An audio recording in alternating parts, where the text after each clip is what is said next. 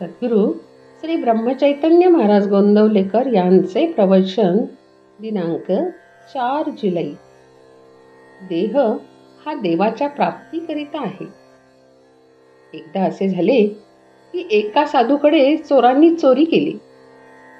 ते पळून जात असताना शिष्यांनी पाहिले. तेव्हा चोरांना धरून त्या शिष्यांनी खूप चोप दिला. हे त्यांचे करणे गुरुला समजले. तेव्हा त्या चोरांना आणून गुरुने त्यांच्या अंगाला तेल वगैरे लावून स्नान घातले आणि त्यांना पंचपक्वान्नाचे भोजन दिले. हे असे काय करता म्हणून शिष्यांनी गुरुला विचारले. तेव्हा त्याने शिष्यांना सांगितले की तुम्ही तरी काय करता? सर्वच जण देवाच्या घरी चोरी करीत आहेत. कारण आपल्याला त्याने हा जो देह दिला तो देवाची प्राप्ती करून घेण्यासाठी म्हणून दिला. परंतु आपण ते न करता त्याच्यापासून विषय चोरतो आहोत की नाही? म्हणून विषयात आसक्ती न ठेवता आपण मनापासून देवाची भक्ती करावी. आपण सर्वांनी मी भगवंता करता आहे असे मनाने समजावे.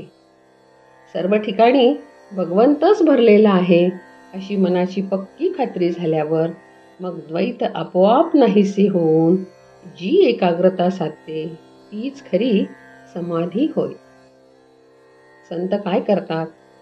आपण चुकीची वाट चालत असताना अरे तू वाट चुकलास अशी जागृती आपल्याला देतात आणि खरा मार्ग दाखवितात. ते सदा सर्वदा समाधी सुख भोगीत असतात आणि नेहमी भगवंताविषयीच सांगत असतात. भगवंताच्या लीला पाहणाऱ्यांनाच खरा आनंद मिळतो. आपण एक दाणा शेतात पेरावा आणि त्याबद्दल 1000 दाणे घ्यावे ही भगवंताची लीला आहे. भगवंताच्या ठिकाणी जे आहे ते सर्व आपल्या ठिकाणी आहे.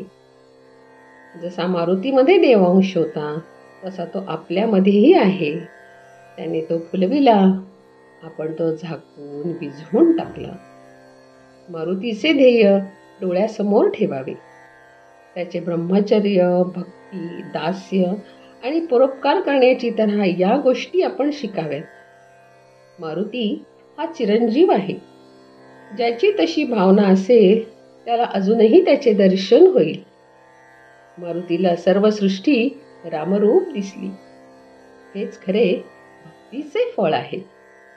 उपासक देहाला विसरला की उपास्य मूर्तीमध्ये त्याला जिवंतपणा अनुभवाला येऊ लागेल. माझ्या देवाला हे आवडेल का?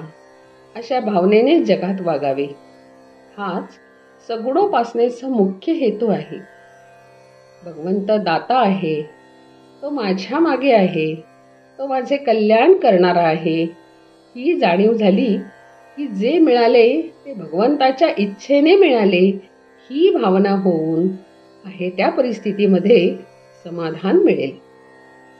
समाधान आणि आनंद हीच खरी लक्ष्मी होय. आपली वृत्ती अशी असावी की कुणाला आनंद पाहिजे असेल तर त्याने आपल्याकडे धाव घ्यावी. इतर संपत्ती कितीही दिली तरी पुरी पडत नाही. पण वृत्तीचा आनंद कधीच देऊन संपत नाही. वृत्तीचे समाधान ही भगवंताच्या कृपेची खूण आहे.